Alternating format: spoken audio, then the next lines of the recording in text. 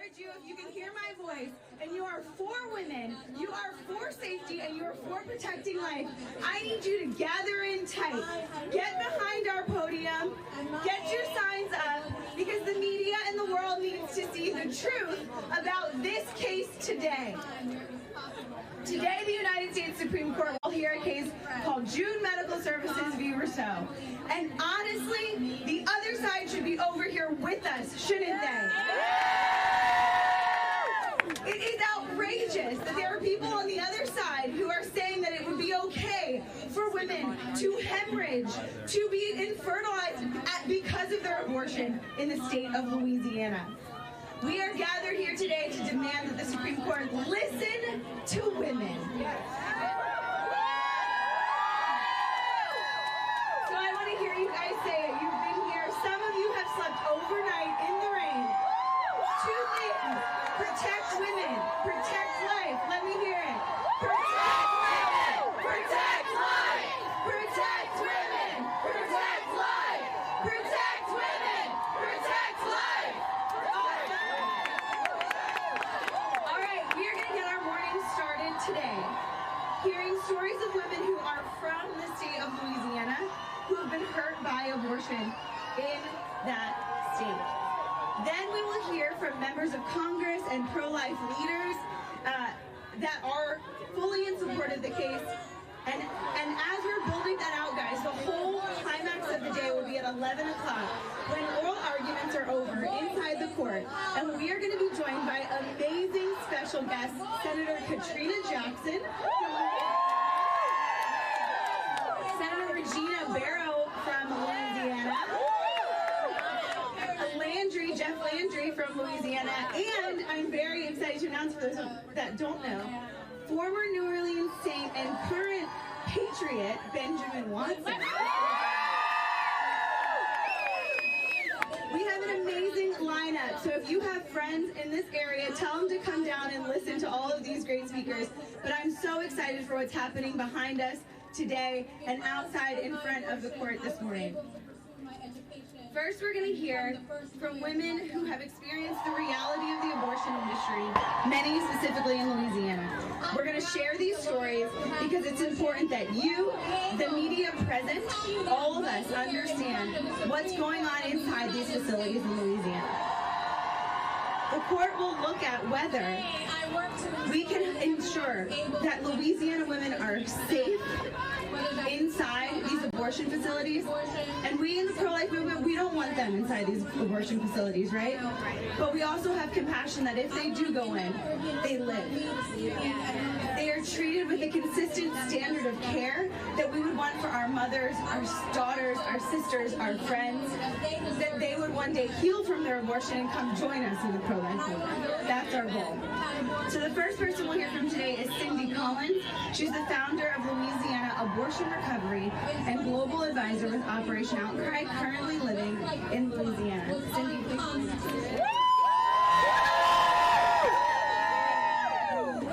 Thank you, Allison. It's an honor to be here. And as Allison said, my name is Cindy Collins, and I live in Louisiana.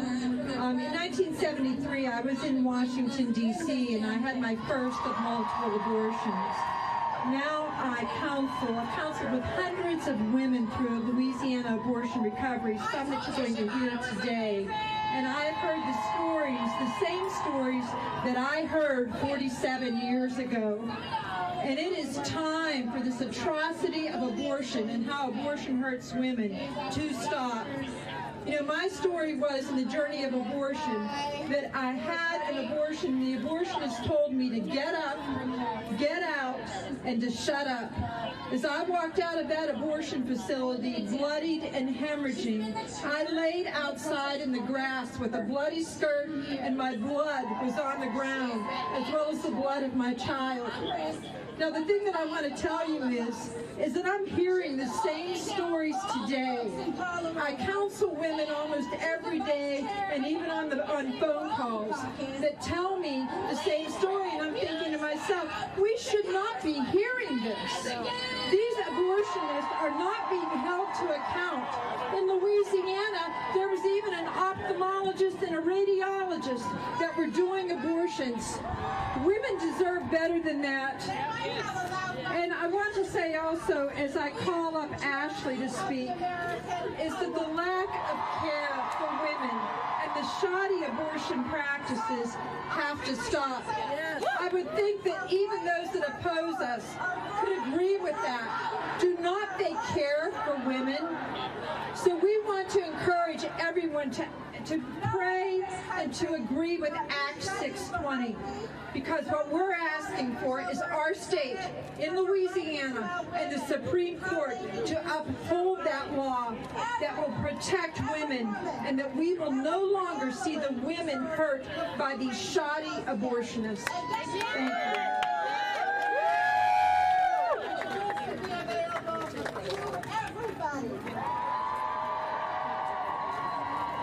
Hello, how are you guys doing today?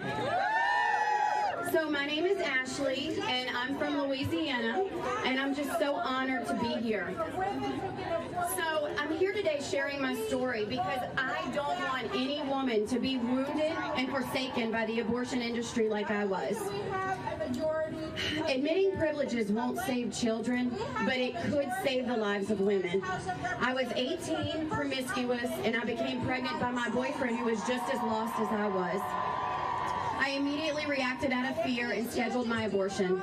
The Louisiana abortion facility that I spoke to put me on the schedule, called in a pill for me to take, and said that I had to be partially drugged prior to having the procedure done, or they wouldn't allow me to go back.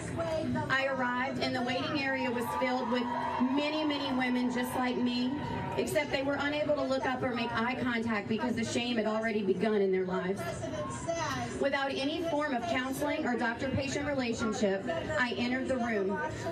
The abortionist, who I had not ever met, walked in and nonchalantly confirmed the pregnancy on the ultrasound screen. And he said, "Oh, look, there it is. Did you want to see?" And so, as I was in that state of mind, not completely aware, I looked and I watched as the cannula went into my womb and suctioned out my daughter. So, I would say that when people say it's my body, it most certainly is not my body. That day it was my baby's body. I was given a prescription for a pill to take that night, asked to get dressed, and left. There was no pre or post procedure visit, physical exam, or support offered. Immediately I was filled with anger and shame, and that led to a very rebellious lifestyle thereafter. Years later, after getting married to my amazing husband, I then suffered 3 miscarriages. So now I had to share my shame with my husband and explain to him that I was being punished for my previous decision, and now he was too. So that's when I began to see a big difference in healthcare when the same scenario is encountered, but from 2 totally different perspectives. Unlike the abortionist, my doctor, who cared for me before and after my miscarriages and DNC, counseled me, explained physical details and possible complications to me, and then called me from her cell phone the day after my DNC, which is the same thing as an abortion, except obviously not in an elective sense.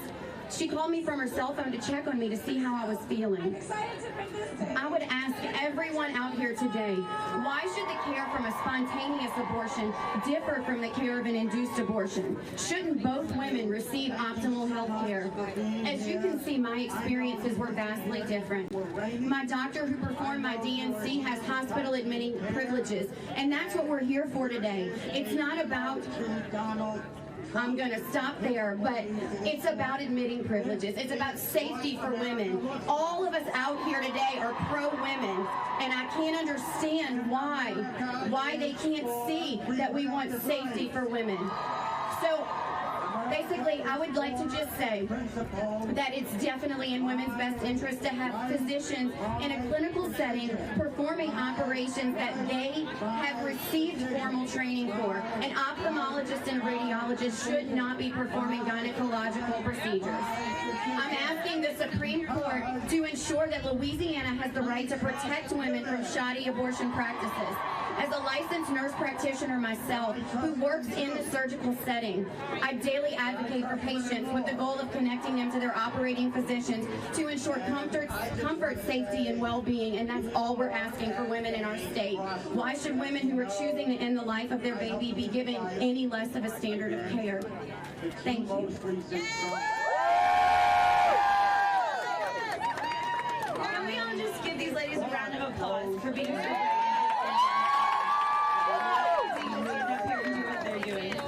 And before I introduce the next woman, I wanted to make sure you heard one thing that Cindy said. Because Louisiana's abortionists are not enforced to have admitting privileges, there were radiologists and eye doctors performing abortions on women. Is that good enough for women? No! Are we okay with that? No! Absolutely not. The next guest that you're going to hear from is Lisa Gold. She's part of Louisiana Abortion Recovery and Operation Outcry and a director of a pregnancy resource center in Louisiana. Please welcome Lisa. Good morning. Thank you so much for being here. My name is Lisa Gould. I'm from Louisiana, and I want to share my abortion experiences with you today. I had 2 pregnancies terminated at the Hope Medical Group for Women in Shreveport, Louisiana, where I'm from. It happened once in 1985 and once in 1993. I was 18 years old the first time and uncertain of what was about to happen to me on that Saturday in September. I filled out my paperwork and was asked for payment up front and told to wait until I was called back. When I walked back to the back room, there was a brief consult with one of their staff telling me that the procedure would only take a few minutes. There was no doctor-patient relationship at all. I was then given my sedative and told to bring my clothes with me and wait in a small room. The room was full of girls sitting in a line and waiting until their time to go in. It literally felt like we were cattle being led to slaughter. The room was dark and full of death and despair. I was never shown an ultrasound or spoke with the doctor before, during, or after the procedure began. I remember the gas making me sick, and I could feel the sharp pain and pressure in my lower abdomen taking my child from my body. Afterwards, I was given my clothes in my bag and told to sit in their relaxation room. I got sick, threw up, and while sitting in the recliner and bleeding heavily. I felt a darkness that I could not explain. I felt deeply depressed afterwards, and I started to smoke, drink alcohol, and became promiscuous. That experience would shape me for the rest of my life.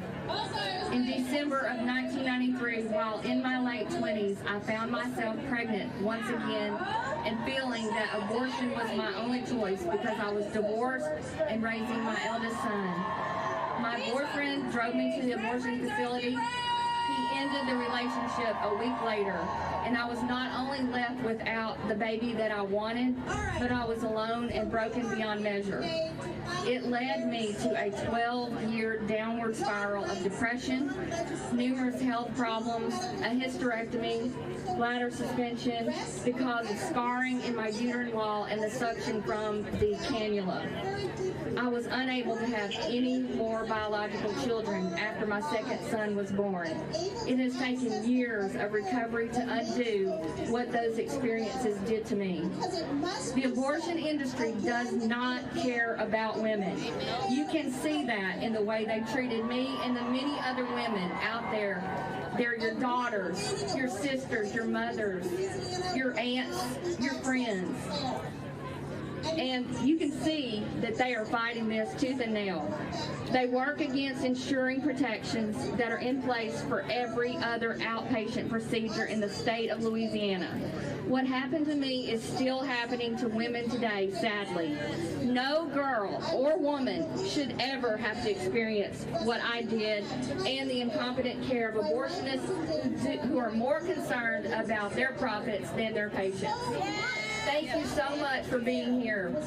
Praise God.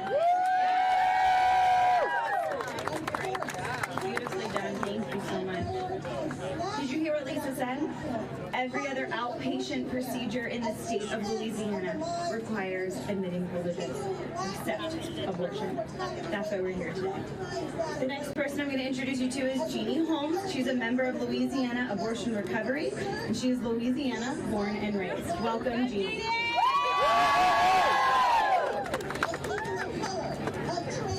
Good morning, D.C. I'm Jeannie from Louisiana Abortion Recovery Alliance, as stated. I don't know if you all are recognizing yet the similarities of all our stories. Sadly, we all share the same story and belong to a club that we never intended to join.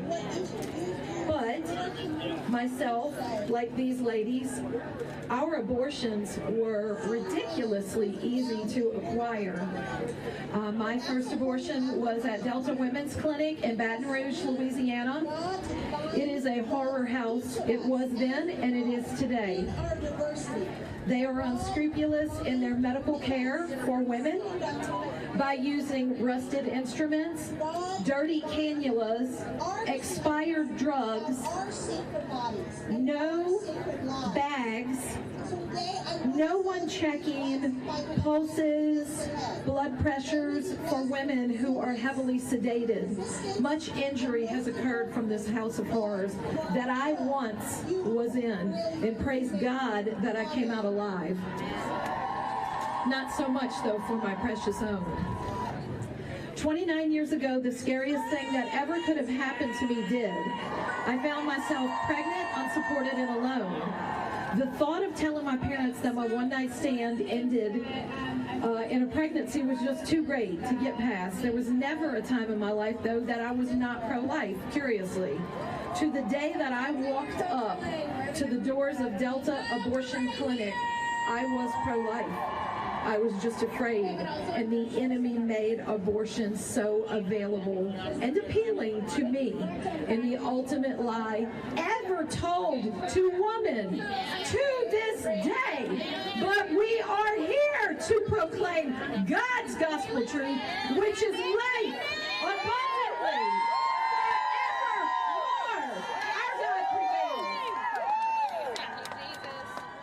Into that clinic through a door that I would not walk out of that day. I was given an envelope with 3 pills. 2 were antibiotics and 1 was a Xanax to relax me. All ladies sat and waited in a front room, just awkwardly looking at one another, wondering what might come next. And then I was called back, not by name, but by number. I was placed on a chair with legs in stirrups, and the paid executioner approached. There was a medical assistant of sorts there. Suddenly, a roar, a vacuum sound so intense began that I realized the horror that would live with me for the rest of my days were about to begin. And I couldn't do a thing. I was frozen in fear. The abortionist asked me how far along I was. And the truth is, I had no idea. How could I know? I had received no counseling, no medical care, no prior examination, nothing medical. They only wanted my money. I told him that, and he started anyway. The force that came from my suction abortion was so intense that it literally arched my body, constricted. I know that my baby was fighting to live, and if it were not, why was such force needed to rip it into a million pieces, simultaneously at which my heart too was ripped into a million pieces?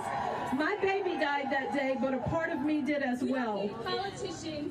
I was petrified and felt an evil so heavy over me. I began to say, Jesus Christ is my Lord and Savior. Jesus Christ is my Lord and Savior. Jesus Christ is my Lord and Savior. And it angered the abortionist. He told the lady there, make her shut up. The abortion felt like forever, but really it was just moments. I was led out of that room and brought into a dark room filled with cots. Ladies like me, laid scantily clad in a hospital gown, most of them dirty, soiled, and bloody. And we were told to rest and wait till we were told to leave. No one came to check on us, to examine us, to see about us, to ask us how we were. Nothing. I was then instructed to dress, get up, and leave out the back door. No one leaves out the front door.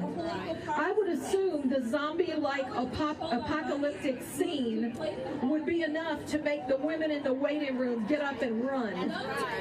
You see, they don't want you to see the face of abortion. Abortion is not over. It will stay with you till your dying day.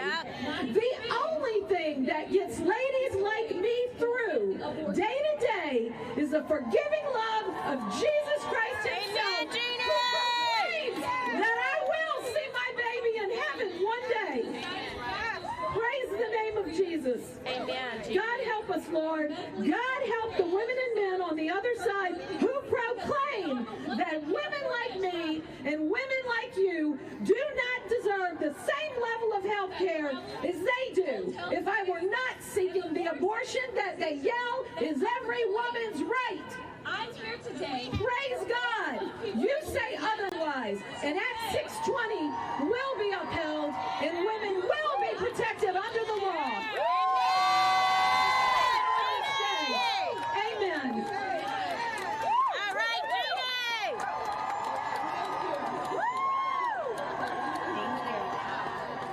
The next amazing voice you're going to hear from is Amy Blackwell. She's an author and ambassador with Right to Life East Texas. These ladies are sharing their story today in hopes that you, the media, the other side, and the Supreme Court justices hear the real need for taking care of women in these vulnerable situations. Please join us, Amy. Hello, my name is Amy Blackwell. I'm from Mount Enterprise, Texas, and I'm also a part of Sanctuary Cities for the Unborn in Texas, where we have 12 towns that have banned abortion. 9 years ago, I went to Hope Medical Group for Women in Shreveport in a desperate attempt to end the chaos raging inside of me. I was pregnant, afraid, and in that fear, I grabbed at the quick fix of abortion, which this court gave me as an option to choose. After being told over the phone that I had to have a state-required ultrasound, deep down I knew there would be no way I could go through with it.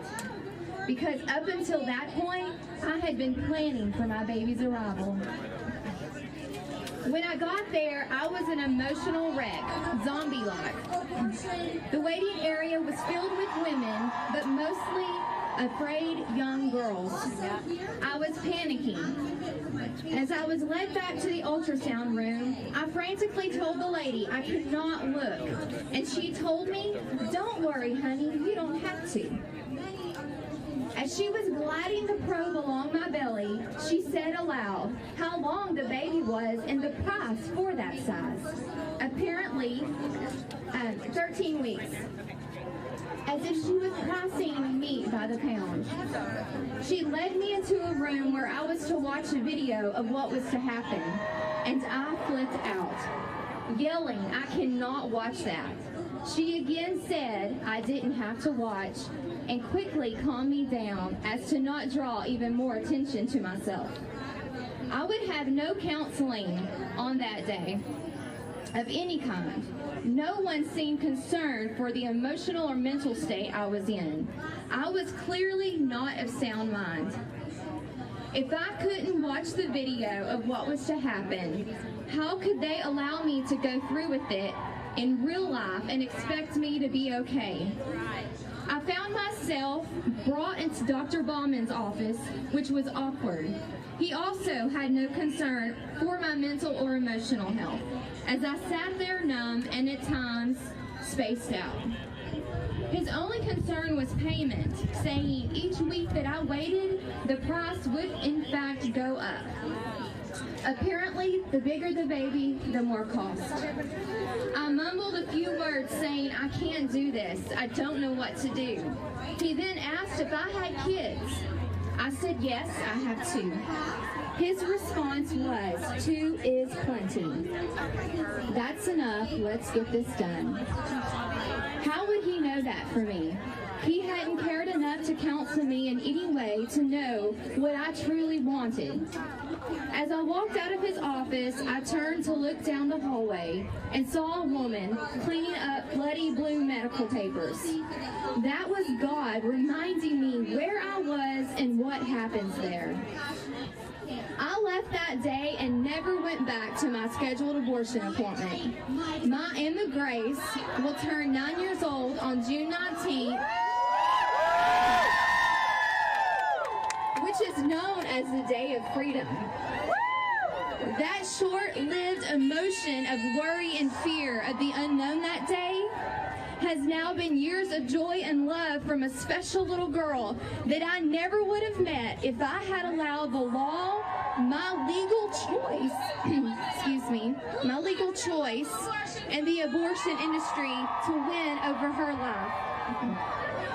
I have seen firsthand the abortion industry is only concerned about meeting set goals and making a profit from only one thing: taking life at the expense of the unborn and the women's health, all while hiding behind the lie that they care for women.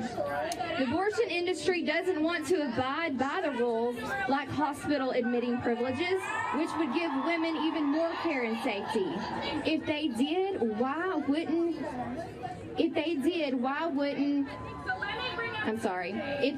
they wouldn't get to be as reckless in their practice and that would affect their bottom line. This isn't and hasn't ever been about women's health or their well-being, because if they were concerned, they would not have brought this case before the Supreme Court. Because the law they are fighting is a law that would protect women and women's health even more. So why wouldn't they agree to doctors' required hospital admitting privileges?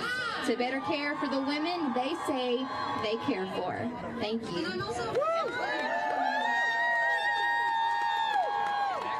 Great job, Amy. All right, who's feeling the love for Louisiana women today? Well, we are honored to introduce our next guest to you guys. This is a very big deal that he is here today. He cares deeply about the women and men in his state. This is Senator John Kennedy of Louisiana. I'm going to have him come on up as I introduce him.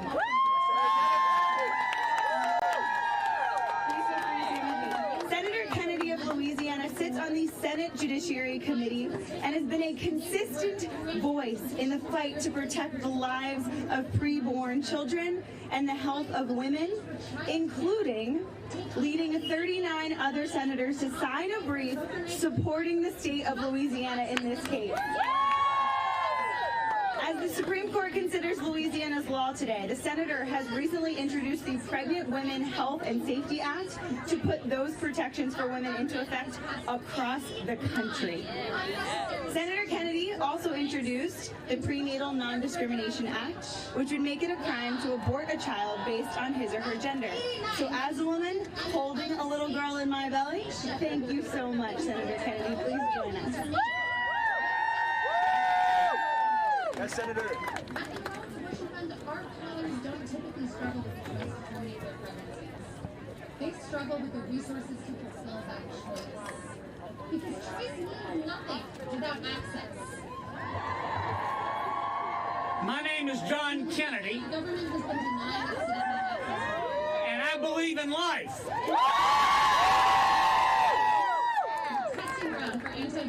In Deuteronomy 30:19, God said, and deeply disenfranchised. I call heaven and earth to witness against you today that I have set before you life and death, blessing and curse. Rather than supporting policies that would Therefore, choose life.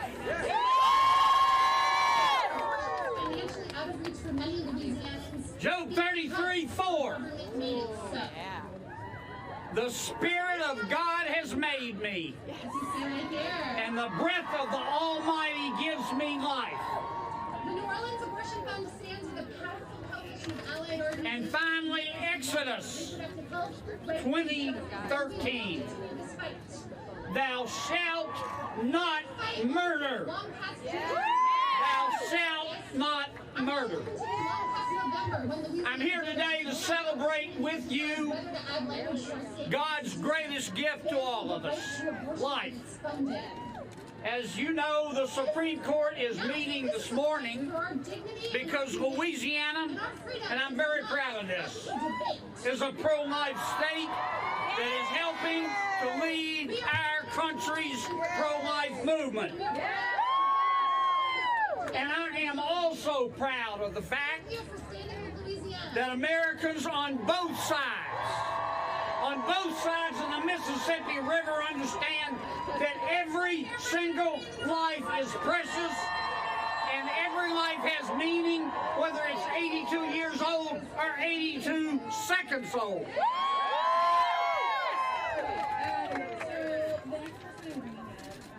The undeniable truth, folks, the undeniable truth is that we have a solemn duty to protect all life, all souls, especially the most innocent and vulnerable among us. She is the communications program coordinator.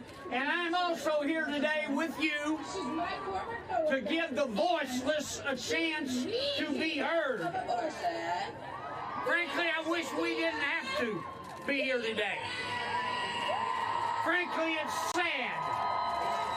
It's sad because in 1973, I remember it well, the United States Supreme Court misread the United States Constitution to allow abortions across this great land. Under that decision, more than 50 million babies have been killed before they had a chance to be born. And now we find ourselves 4 decades after Roe v. Wade, and I still don't understand the legal sleight of hand that purportedly supports the Roe v. Wade decision. You can't defend it logically, you can't defend it legally, and you certainly can't defend it morally. Now, Dr. Martin King once said, "We have guided missiles and misguided men." We have guided missiles and misguided people. That was true in 1973, and it is true today. Some people in our world, some people in my country, and your country have more compassion for shellfish than for children. How hard it can be to get an abortion. What does this all mean for us today? Well, it means 2 things. One, we have a lot of work to do. A lot of work to do in fighting for unborn children. And number 2, we have a lot of work to do, in fighting for the safety of women who have too often become the victims of an abortion agenda that cuts deals and cuts corners and puts their health in jeopardy. When they are traveling for their abortion. Moments from now, in this building behind me, the Supreme Court will hear oral arguments, as you know, in a very, very important case. It's called June Medical Services versus Russo. We know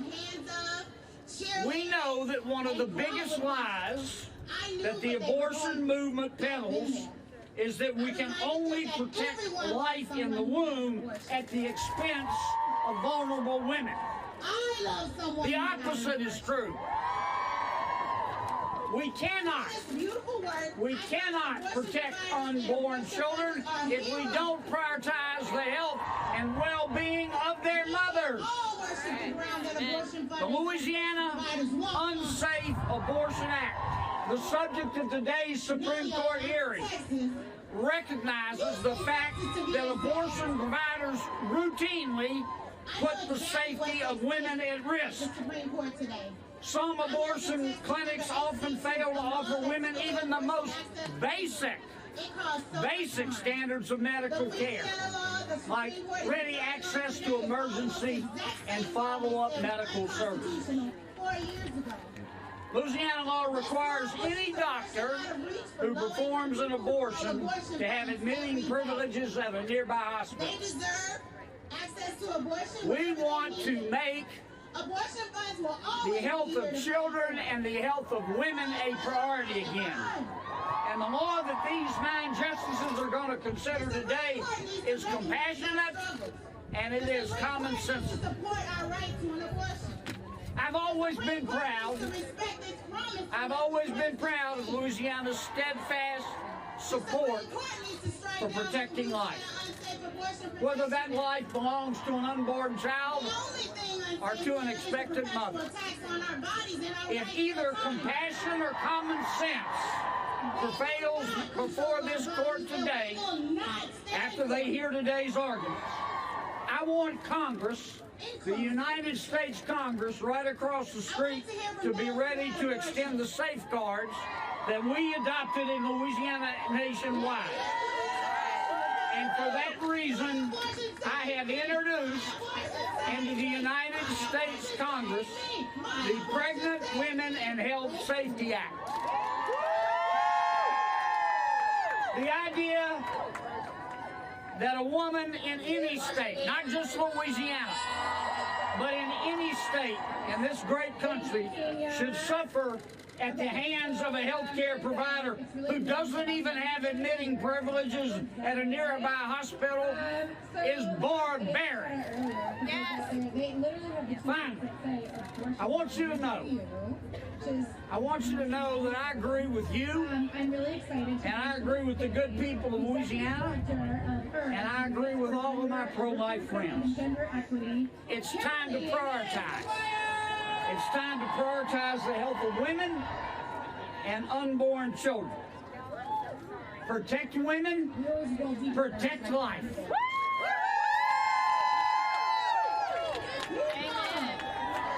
God bless you all. God bless Louisiana. And God bless the United States of America.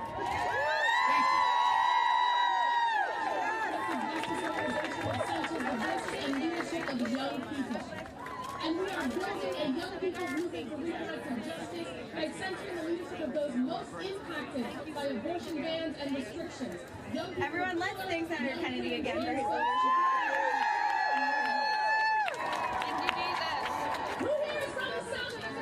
I'm going to introduce you guys to Rebecca Porter. She's a member of Operation Outcry. And then we have some more members of Congress that are pro-life that are joining us. But for now, welcome Rebecca. Thank you. Love freely. Express our genders and sexuality.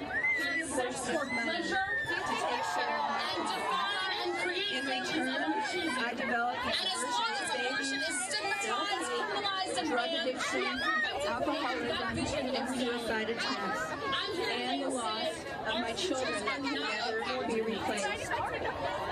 I never had a doctor-patient relationship with any of the abortionists. It was strictly a financial decision, transaction. I don't even feel like I was a patient, because if he was a doctor, he would have tried to help me with my problem and with my children.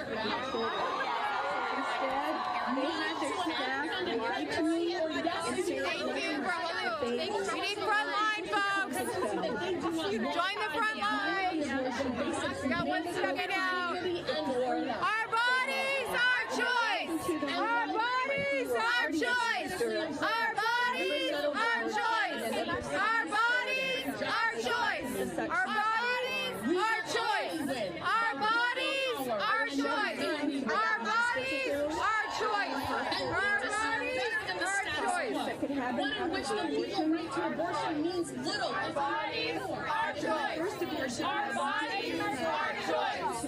Our bodies, our choice. she's screaming. What's that? I couldn't be around anybody. Get your groceries off my ovaries! I know you look beautiful. Years later, having to do with my aversion to babies, I actually had my second abortion. But this was a harder choice for me because I knew by this time that it was a baby. Do women carry anything in their wombs other than like once again, and their staff took my money, and then they took me into a room without even doing an abortion. I told the nurse that I was upset because I had gotten pregnant. It is what it is.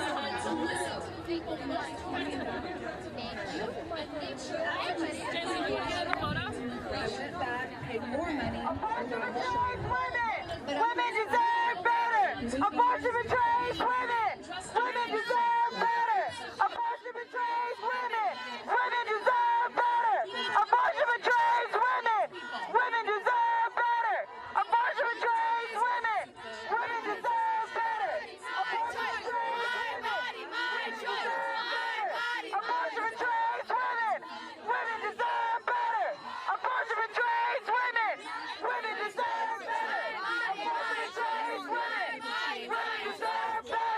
Abortion betrays women! Women deserve better! Abortion betrays women! Women deserve better! Abortion betrays women! Women deserve better! Abortion betrays women! Women deserve better! Abortion betrays women! Women deserve better! Abortion betrays women! Women deserve better! Abortion betrays women! Women deserve better! Abortion betrays women! Women deserve better! Abortion betrays women! Women deserve better! Abortion betrays women! Women deserve better! Abortion betrays women! Women deserve better!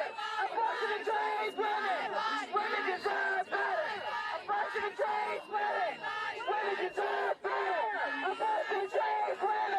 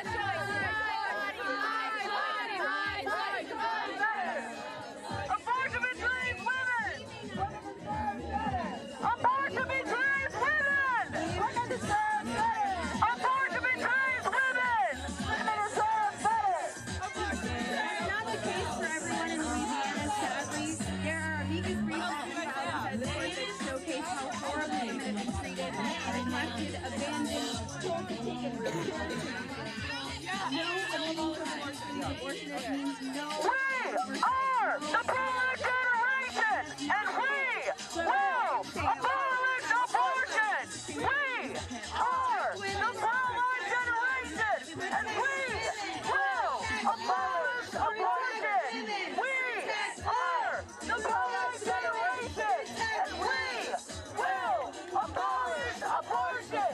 We are the pro-life generation, and we will abolish abortion. We are the pro-life generation, and we will abolish abortion. You need to hear the story of Joyce Brown, Voices of Truth and Operation Outcry, sharing justice for Laura as told by the Truth Adoption. Here's about how some women do not make it out of these abortion facilities, and she's going to shine more light on it. Please welcome her. Choose adoption. It's a loving option. Choose adoption. It's a loving option. Choose adoption. It's a loving option. Choose adoption. It's a loving option. I used to stand over there. Today, I choose to be a voice of truth. I was wrong. Abortion. Pro-life, pro-woman, pro-life, pro-woman, pro-life, pro-woman, pro-life, pro-woman, pro-life. It was 7 p.m. and my recently engaged daughter was calling my husband's cell phone. We loved hearing from Laura. We always felt great. She lifted our spirits. Except this time, it wasn't her voice. We are the pro-life generation. We are the pro-life generation. We are the pro-life generation. We are the pro-life generation. Laura's friend Karen on the phone. She told me what happened. That Laura was having an abortion and something went terribly wrong. We are the pro-life generation, and we will abolish abortion. Laura had arrived at the are the pro-life generation, and we will abolish abortion. We are the pro-life generation, and we will abolish abortion. We are the pro-life generation, and we will abolish abortion. Hey, hey, ho, ho, Roe v. Wade has got to go. Later was revealed to me by the Lord is Robbie. Hey, hey, ho, ho, Roe v. Wade has got to go. All she needed was oxygen. While laying on the table, still sedated from anesthesia, Roe v. Wade has got to go. struggling from her heart. Freedom! Freedom! My body, my choice! My body, my choice! My body, my choice! My body, my choice! My body, my choice! My body, got to go! My body, my choice! My body, my choice! One doctor, one hand holder, This doctor falsified insurance policies. Hey, hey, ho, ho, Roe v. Wade has got to go. CPR certification. 10 days after Hey, hey, ho, ho, Roe v. Wade has got to go. we met in the Boston hotel lobby, surrounded by the wedding celebrations, and here I was waiting. Has got to go. He saw my daughter take her last breath. Let her come Hey, hey, ho, ho, Roe v. Wade has got to go. And now I'm picking up a tombstone. Hey, hey, ho, ho, Roe v. Wade has got to go. The conditions at this abortion mill were the choice of the doctor. As an educated Harvard fellow, he did not do what he did out of ignorance. He teaches Harvard classes in sedation on OBGYN patients. He knew what to do, and he did not do it. All she needed was air. As we waited for Laura's autopsy report, which took 5.5 months, the doctor tried to cover up his responsibility for Laura's death. He had his employees lie for him in affidavits. He remodeled his office, brought in all safety equipment to his office, and made it look like it was always there. It was show for the medical board. Due to the honesty of one employee, these lies were exposed. I kept pressure on the DA, and when the results came out from the autopsy, it confirmed my greatest fear and suspicion. The doctor was responsible for Laura's death, and the crime was committed against my daughter. All she needed was air. He lost his medical license forever in February of '08, and his abortion mill was closed.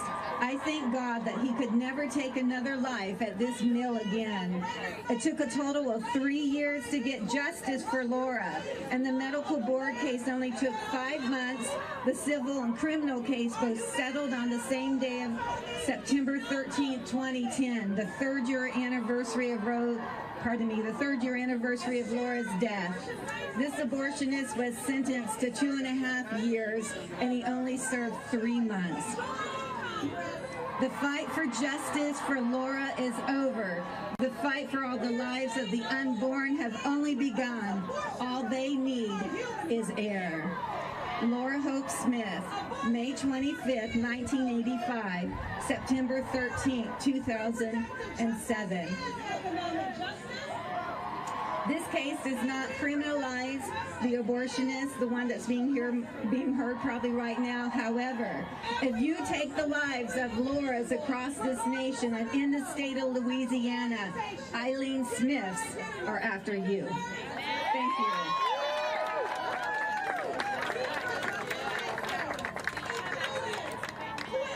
Wonderful. Thank you so much. And Joyce does a great job explaining, look, admitting privileges are not enough, right? We don't want this to be happening, but we as the pro-life movement know that we have compassion enough to demand that women are treated well inside these facilities. I still don't know why the other side isn't joining us.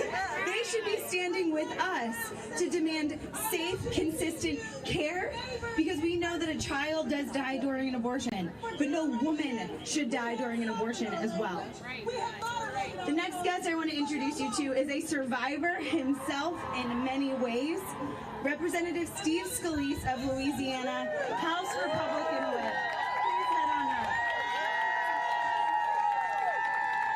Representative Scalise represents Louisiana's 1st congressional district. He's a member of the House Pro-Life Caucus and has been a constant voice and fighter for women and babies. Throughout this Congress, Whip Scalise has championed the Born Alive Abortion Survivors Protection Act, working tirelessly to bring the bill to the House floor for a vote. You all in the movement have been tracking that. He led the efforts to get 168 members of the House of Representatives signed on to a friend of the court brief in support of Louisiana, the most in any abortion case. Please give this leader and survivor a round of applause. Thank you. Thank you so much. What a beautiful day this is. Welcome to Washington, D.C. Welcome to the Supreme Court for such a critically important case that's being heard. This is not just about the Louisiana law, though I strongly support the Louisiana law and the coalition of Republicans and Democrats that came together to pass it. You know, when we talk about pro-life in the United States, and especially in Louisiana, it's not a partisan issue. We come together in defense of life. We have 3 inalienable rights that we were given by our founding fathers.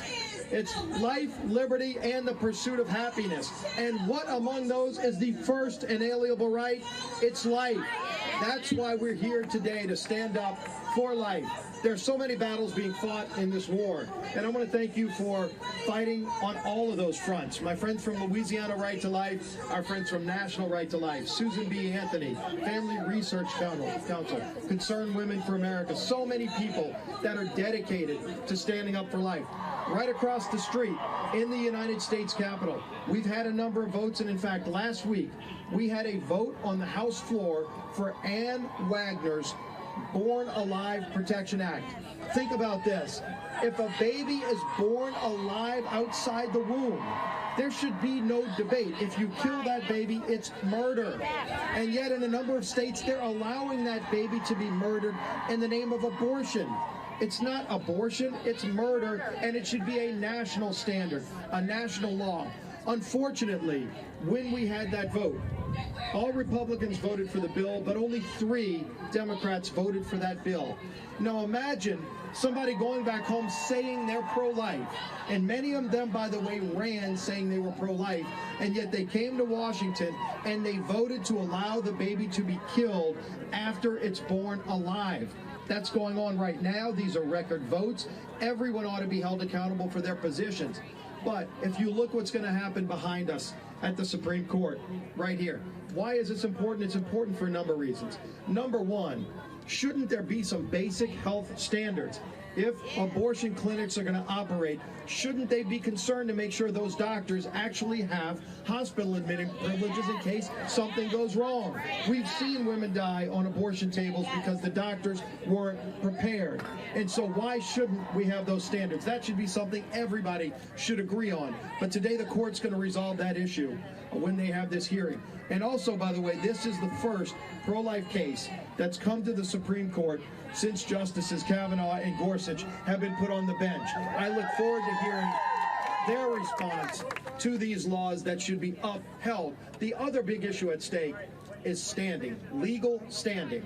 Now, should an abortion provider be able to speak for the woman getting an abortion? Just think about this. A few years ago, there was a law passed that said that the instruments have to be sterilized. Should there be controversy about that?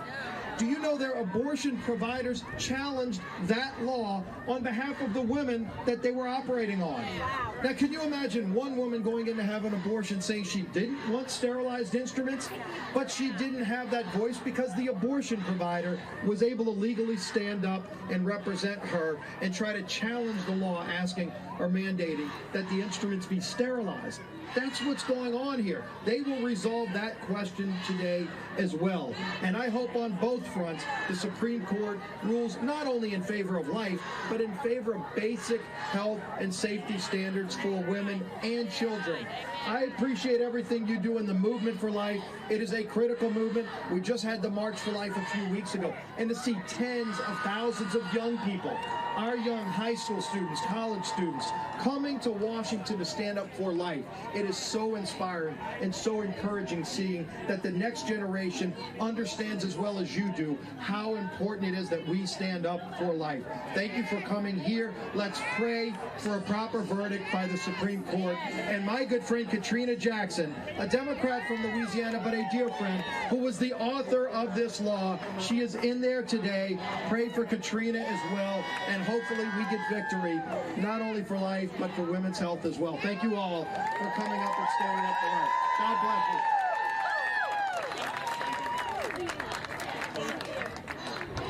Awesome. That's so great. Thank you so much for being here. All right, guys, I want to hear it. Pro-woman, pro-life. 3 times loud for everyone to hear. We are pro-women, pro-life, pro-women, pro-life, pro-women, pro-life. Good job. I'm really excited to introduce to you a woman that has worked so hard and tirelessly in this pro-life fight. Her name is Catherine Glenn Foster. She's the president and CEO of Americans United for Life, a legal group that has been fighting hard on this case and so many others. Please join me in welcoming Catherine. Thank you. Thank you for joining with us today to stand with real Louisiana women, elected officials, and pro-life leaders. This day of justice has been long coming. Isn't the case before us just a matter of common sense? What's at issue here? Is it really so contentious that states should be able to protect women and protect life through basic health and safety standards? Louisiana's Act 620, the bill at the center of this case, does exactly that. Every American deserves the assurance and protection that Louisiana's law seeks to ensure. We know that women are harmed by legalized abortion. I am one of them. One fateful day in February 2001 changed the course of my life. But for all too many women, this is a life or death issue. When an abortion is botched, time is of the essence. What's at stake in this case concerns every Louisianan, and it ultimately concerns every American. What good is law if it cannot protect vulnerable patients? What good is law if abortionists can push their own patients out of of the courts. And what good is law if we don't fight to protect women and protect life? One beautiful thing today is that we are standing together as Louisianans, as Americans, as Democrats and Republicans together, asking for the protections that the Louisiana law seeks to ensure. You know, we had an Americans United for Life YouGov poll. We teamed up with YouGov. And let me underscore that this is a national, a nonpartisan, a representative poll. And we found that Americans overwhelmingly support Louisiana-style patient protection laws. Our poll revealed that a supermajority of Americans, 3 out of every 4 Americans, want abortion facilities held to the same medical standards as any other outpatient surgical center. Abortion practitioners should meet these same medical standards as ordinary physicians. Americans stand united to protect women and protect life. What Americans want couldn't be more clear. That is why we at Americans United for Life filed a friend of the court brief on behalf of 207 members of Congress, more than in any other abortion-related brief ever. We filed it in this court right behind me. Our brief was bicameral, it was bipartisan, and it represented a supermajority of the states of our great nation. Let's not forget this simple fact. Louisiana law simply seeks to ensure that abortion practitioners are competent and equipped to facilitate life-saving emergency transfers for vulnerable women in need. Women deserve competent emergency care. Doctors deserve the chance to try to save our lives and our fertility, and it is high time that we stop allowing abortionists to push their own patients out of the courts. This is a life or death issue. It is time for us to protect women. It is time for us to put patients before profits. It is time for us to protect life. It is time for us to stop living with indifference to what is right and just. And by the way, I understand those whose hearts are not yet with us. Let us respond to injustice with hearts full of love and the spirit of hope for these individuals. We stand together every day and forever until all are welcomed throughout life and protected in law. Thank you. Well said, Catherine. Thank you so much. Guys, I feel lucky to be surrounded by some of the smartest people in front of the Supreme Court today. If you've been listening, the other side has been talking about not this case. They have been talking about overturning Hyde, Roe, so many things that are not a part of this right now. We are talking about Louisiana. If you're from Louisiana, let me hear you. If you understand that this case is to protect Louisiana women, let me hear you. Not only are you smart for understanding the case, you're smart for being pro-life and pro-woman. You understand about prenatal development. I don't actually know what they think is happening inside me right now, and I'm 8 months pregnant. Maybe you guys can ask them, maybe the media can ask them when they think a life starts. But I'm glad to be protected by all of you, because they don't look kindly on babies. The next person I'm going to introduce is Ann O'Connor. She's the Vice President of Legal Affairs at NIFLA. Some of you guys will remember the NIFLA case last year dealing with pregnancy resource centers. We were right here outside of the Supreme Court fighting for their right and ability to do their jobs in helping women in unplanned pregnancies. Please join